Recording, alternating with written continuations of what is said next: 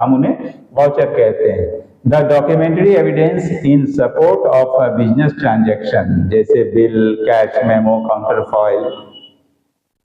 हम बैंक में भी कैश जमा करते हैं तो वहां पर से भी हमें एक रिसीट दिया जाता है, काउंटर फॉइल दिया जाता है, ट्रांजैक्शन का वो एविडेंस होता है।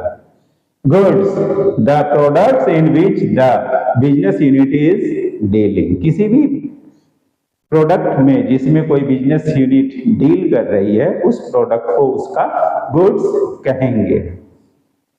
Drawings, withdrawal of money or goods by the owner from the business is called drawing। जब किसी बिजनेस का ऑनर बिजनेस से कैश या गुड्स पर्सनल यूज के लिए विड्रॉ करता है तो इसे ड्राइंग कहते हैं, और उसके नाम पे ड्राइंग अकाउंट खोलकर उसमें इसकी एंट्री की जाती है, वहां इसकी रिकॉर्डिंग होती है। Purchases, these are the total amount of goods procured by a business on cash and on credit।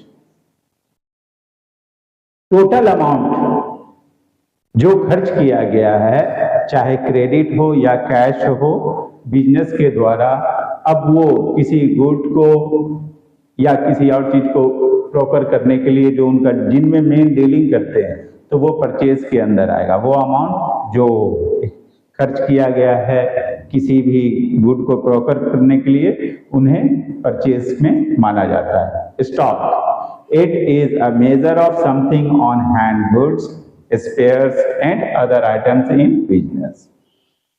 Business जिस गुड्स में डील कर रही है उसका जो टोटल स्टॉक, अब वो स्टॉक कई ढंग से हो सकते हैं, वो स्टॉक इन हैंड भी हो सकते हैं, स्टॉक इन ट्रांजिट है, स्टॉक कुछ जो है गोडाउन में है, तो ये सभी स्टॉक कहलाते हैं।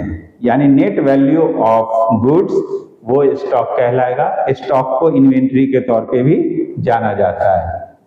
डेटर्स, दीज आर पर्सन्स और entities who owe to an enterprise an amount for buying goods and services in credit।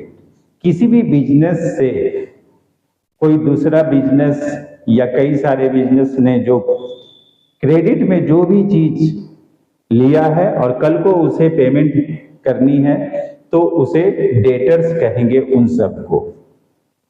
Creditors, इसके उलट जब कोई बिजनेस बाकी बिजनेस एंटिटीज से किसी भी तरह का सामान लेती है क्रेडिट में तो वो क्रेडिटर्स कहलाते हैं।